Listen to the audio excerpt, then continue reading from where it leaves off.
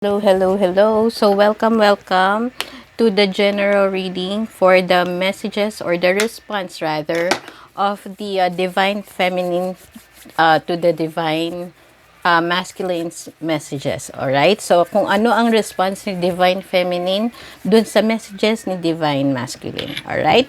So, since this is a general reading, hindi lahat makaka-resonate. So, take what resonate, leave what does not. And tarot is for entertainment only, alright? So also, since also this is also a general reading, if you wanted at not di lahat rather makaka-resonate, so you can also take advantage of our paid personal reading with me. All you have to do is to message me on our Facebook page, Instagram, and also on the email address na nasa description box lahat. Alright? And lastly, if hindi pa rin na magkaka-resonate sa inyo, better check on your birth chart, your sun, moon, rising, Venus sign. And yeah. And lastly, like, share, and subscribe, guys. Alright? So, Divine Feminine. Ano nga ba ang magiging response mo sa messages ni Divine Masculine? Alright? So, ayan. Parang hindi ka na naghintay, ano? Alright. So, hindi ka na siya naghintay. Ayaw na niya na matagal. Okay. So, nagmamadali na si Divine Feminine. Okay, so the first card of the Divine Feminine is the Moon Upright. So, I can see here yung desires, care, love na dun sa message ni Divine Masculine sa inyo. Ayun yung response niya. So, highly likely, mahal mo pa rin siya and you will respond in a way that has still love, passions, and desires. So, alam na this. Alright, so, if the Divine Masculine would be telling you na, tara, let's meet. Total, medyo mababa na ang alert level sa Metro Manila. Though, if it's not, yung sa mga LDR, tara, I'll be going there to your place. Magfa-fly away siya all the way from you. So, say, kung nasa different side of the world kayo, magbubook siya ng ticket for you to see. For you to see each other again. Kahit nasa malayo siya. Alright? Gagawa siya ng paraan for you to get to see you. Alright? Once that you have responded na, yes, I still love you of all these years. Yung mga ganon. Though, mind you, baka kasi nakakalimutan na ni Divine Feminine because for some, I can feel na nasa isang relasyon pa siya. Baka makalimutan niya na nasa isang relasyon siya and you would go through a rash decision in a way na hindi ka na nag-iisip. Alright? So, ayun. And I can feel for some a one night stand. Yeah. Okay. And then, yeah, the next card is the King of Wands upright. Okay, so the King of Wands is already a fire sign. So talagang mag-go sa'yo yan. Alright, mag-go talaga sa'yo yan, sorry. Mag-go sa'yo yan in a way na masyado siya magiging passionate sa'yo. Alright, and in a way na everything would be on fire. Kasi nga marirekindle yung love nyo. Okay? Ayun. And again, LGBTQ community, genderless reading po tayo. Alright? So, yeah. Magkaka-effect siya with you guys. So, Divine Feminine response is really parang Yun nga, hindi ka nag-iisip. Okay? So, I would recommend to not to go into rash decision. Otherwise, you might regret it. Alright? Yun yung lakas ng feeling ko for today.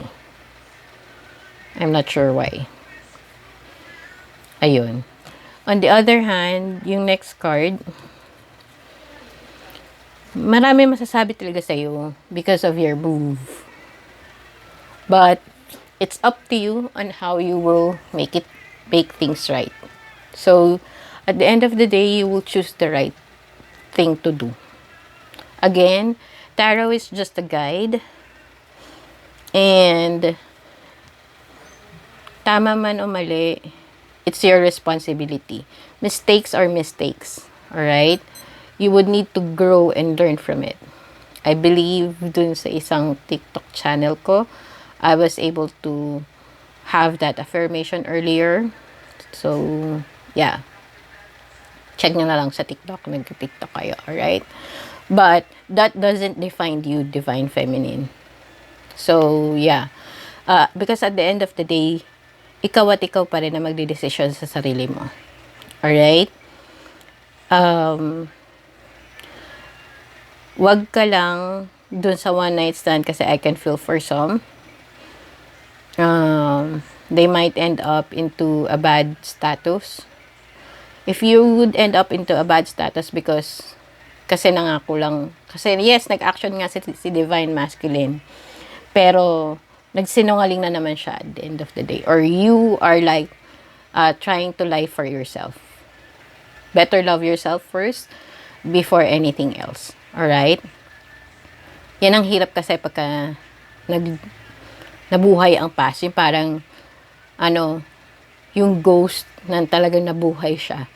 Going back from the dead. Parang ganyan. Alright? So, ayun. So, let's go deeper into that. Okay?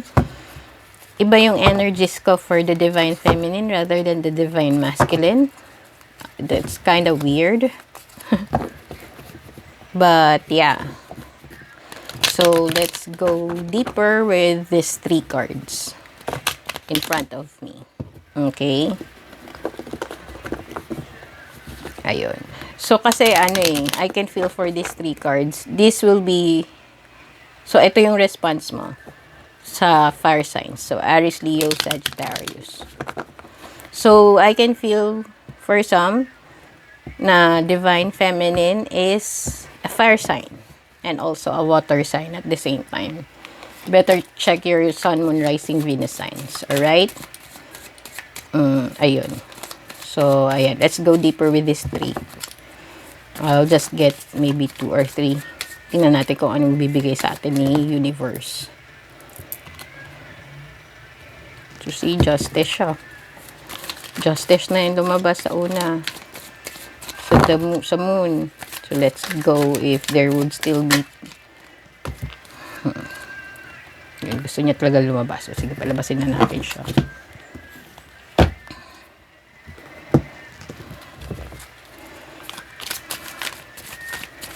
One more card, please, for the Moon.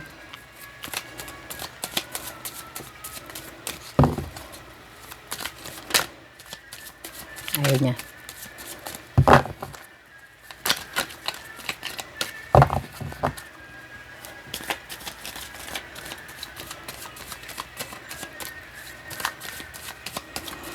Ayun, so, shadow side, so marami kang, so matatakot ka in a way on how you will face the consequences. Highly likely, guys. Ayun. So, yeah. So, 3 cards. 3 cards.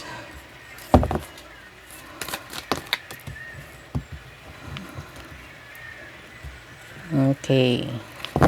Yung responses mo, Divine Feminine, it's not a good sign.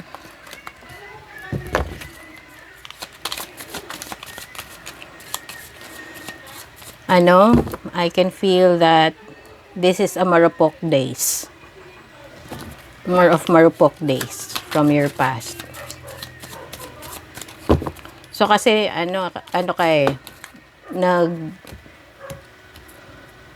Yes, you won. Ikaw naman yung pipiliin niya eh. 'Di ba? Kaya lang kasi, ang problema, what went wrong? Kasi, some of you is like not ready to have a family. And some of you is currently in a relationship. Sorry, medyo magulo. Ayan. Just, there we go. Okay, so the first two cards under the moon. So you got justice and the shadow side. So yeah. So definitely justice. So meaning there are some legalities. So yeah, I can feel really, I can say na nasa isang relasyon ka sa ngayon. And you're afraid to face of the consequences dun sa act na nangyari. Because of the past that came up in a way na it's unexpected and you're unable to see that. That's coming. Again, mistakes are mistakes. Pagkakamali. We're imperfect person. It's up to you kung paano mo aalisin mo yung takot mo para harapin yun. Huwag kang in denial dun sa pagkakamali mo. Kasi, for some, may magsasuffer. Because I can feel for some, may mabubuntis. Alright? Because of what you've done. For some, guys, walang lihim na hindi na mabubunyag. Alright? So, yeah. Huwag nyo naman hintay magpatulfo kayo, no? Huwag naman ganon. Huwag kayong umabot sa ganon, guys. Kung kaya nyong ayusin by yourselves first, before you can get into the family codes and everything, better be responsible of yourself first. Because that's your act. Inak mo yan.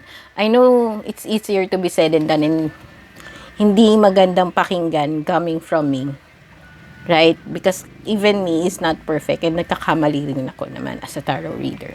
Sabi ko nga, di ba? Tao lang din naman po ako. Guys.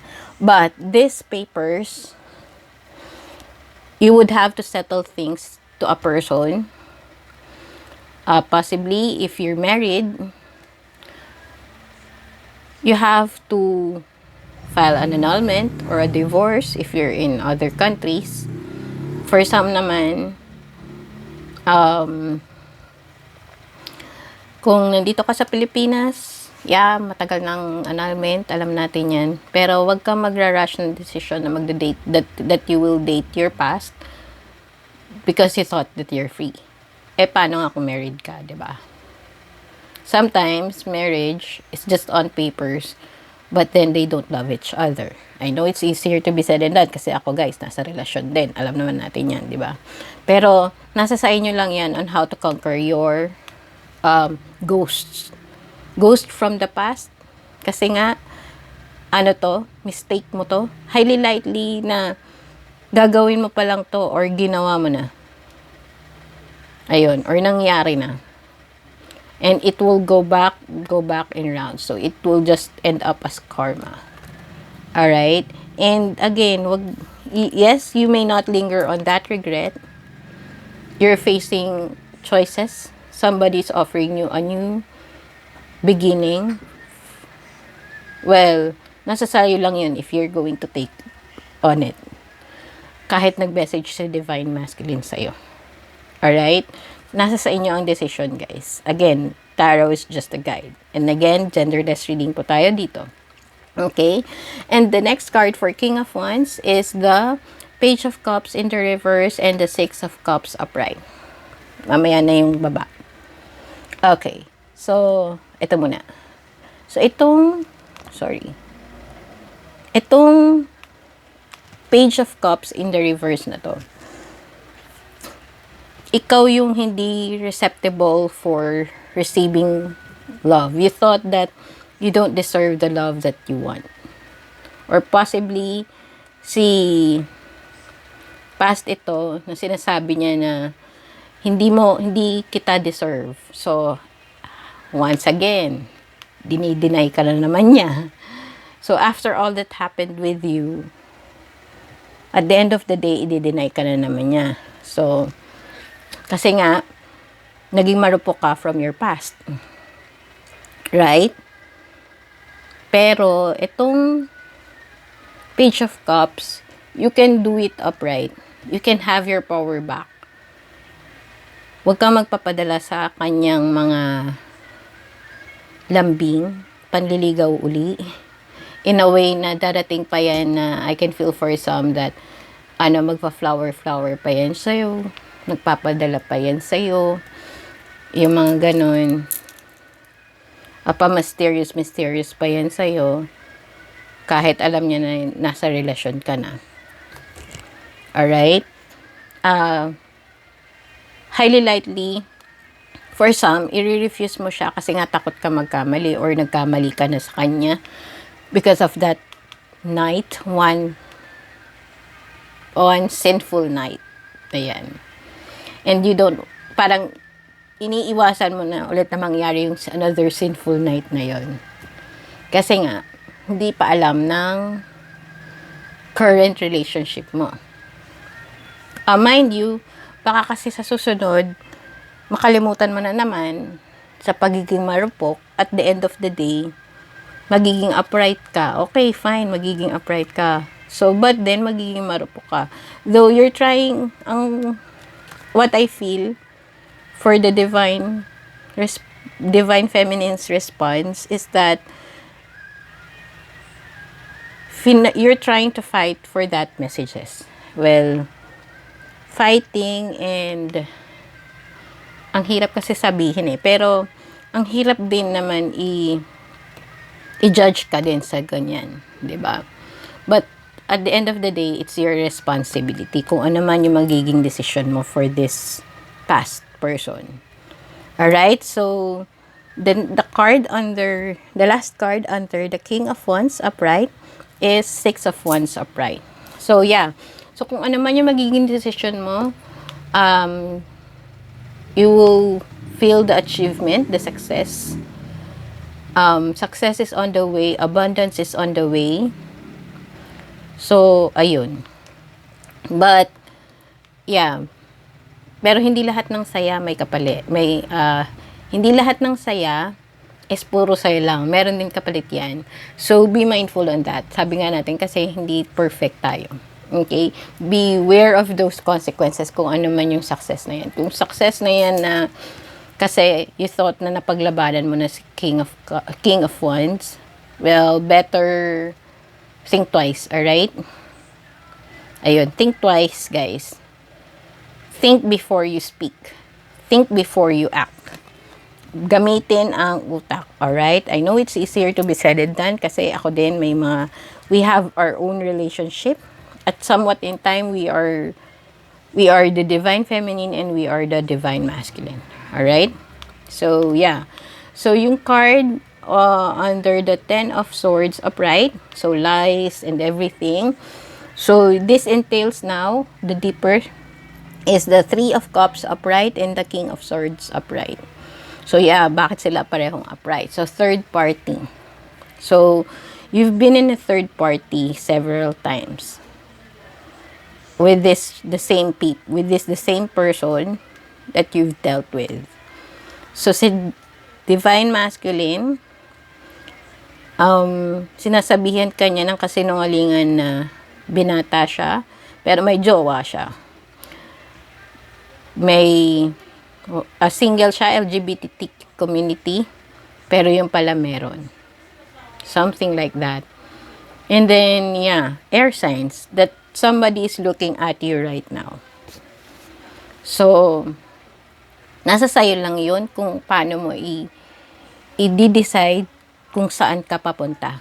Because, hindi ka pwedeng magsangguan ng dalawa. Isa lang dapat. Alright? If you love somebody, you just have to love one person. I know it's easier to be said than done kasi relationships during this time, pandemic, is really challenging, guys. Believe me. If you're already also following me on my other channel, nandun yung relationship vlogs ko rin with my partner. But yeah, mayroong mindful eyes na nakatingin din sa'yo at the same time. Now, one mistake, everything will judge you. So, magja-judge sila sa'yo. Yung pagja-judge nila sa'yo, guys, or Divine Feminine as your response, nasa sa'yo lang din naman yan on how you will take it. Take it personally or not, nasa sa'yo lang yan. But, don't be too emotional. Kasi this is a Three of Cups, so highly likely, magiging emotional din ikaw. You may be under on a third party na hindi mo alam, or you may be under on a third party na alam mo, but it's your decision at the end of the day. Alright? So, at the end of the day, you will face all of your fears. Okay? Divine Feminine, this is your response. And your response is kinda minsan na parang na-overwhelm or you're like, really been challenged. Talagang ganun. May oras talaga na kailangan kang i-challenge. Even sa relationship, there's always a challenge, di ba? And the last card is the Ten of Swords upright. So, yeah. Brokenness. So, you will be broken with the same person, with the same, almost the same situation. So, nasa sayo lang yun talaga. Kung maglilinger ka doon. Though I can feel naman na once you realize it, you will be successful. You will break this karma. This reading for your response, Divine Feminine to the Divine Masculine, it's really a stressful one, mind you. So, ito, I can feel for some na dahan-dahan kanyang sasaksakin with the informations. So, be mindful of that, Divine Feminine, okay? So, what I'm seeing here, highly likely it's you or the person that you're dealing with. So, once again, it's the water signs, Cancer, Pisces, Scorpio, fire sign, Aries, Leo, Sagittarius, and air signs, Gemini, Libra, Aquarius. So, yeah, that's already, just yun lang yung nakikita ko as of this moment. So, to close things up with your response, medyo mahaba ang response mo, Divine Feminine. Okay? This is a wrapping up right now. Yeah, marami-rami.